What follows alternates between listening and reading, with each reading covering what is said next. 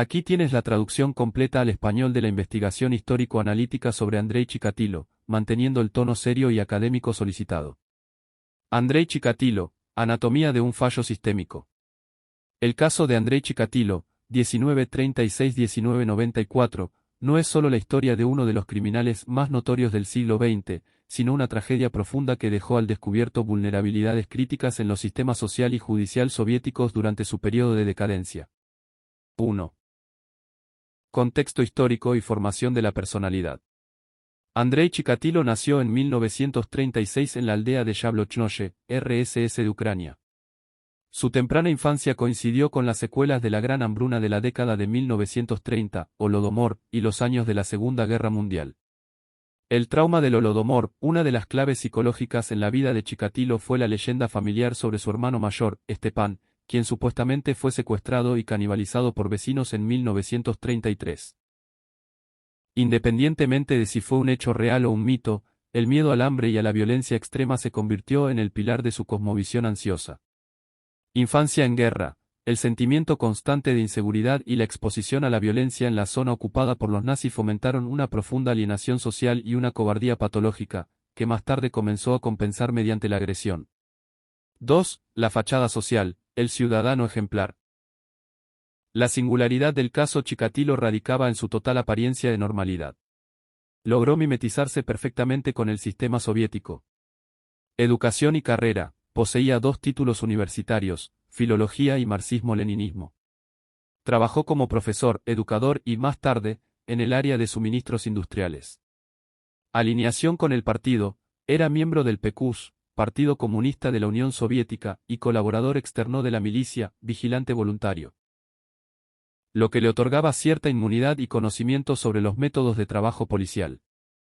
Estatus familiar, casado y CO. Casado y con 2 hijos. Quienes lo rodeaban lo describían como un hombre tranquilo, educado, aunque poco afortunado. Este camuflaje social lo hizo invisible para los investigadores, que buscaban a un marginal evidente. 3. Aspecto criminológico y psicotipo. La actividad criminal de Chikatilo se extendió entre 1978 y 1990. Su psicotipo se clasifica como un asesino en serie organizado desorganizado. No era un genio del mal, pero poseía una cautela instintiva. Sus víctimas solían ser los sectores más vulnerables, niños y personas marginadas, cuya desaparición no siempre provocaba una reacción inmediata de las autoridades.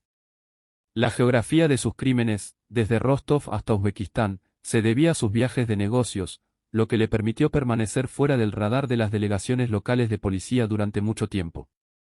4. Crisis sistémica de la justicia y operación Lesopolosa. ¿Por qué pudo actuar durante 12 años? La respuesta reside en los errores sistémicos de la URSS.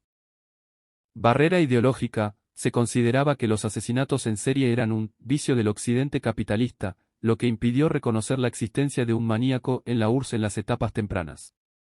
El caso de Alexandr Kravchenko, en 1983, por el primer asesinato de Chikatilo, otro hombre fue ejecutado erróneamente. Esto cerró el caso para el sistema, permitiendo que el verdadero asesino continuara libre. Atraso tecnológico. La falta de una base de datos informática unificada y errores en el análisis de sangre, un mito sobre la supuesta no coincidencia del grupo sanguíneo con otras secreciones, que en realidad fue un error de laboratorio, permitieron que Chikatilo fuera liberado tras ser detenido en 1984. 5. El papel de la ciencia y la personalidad en la captura. El punto de inflexión se debió a 2 factores. Voluntad investigativa. El grupo dirigido por Isa Kostosh logró unificar episodios dispersos en una sola serie, a pesar de la resistencia burocrática.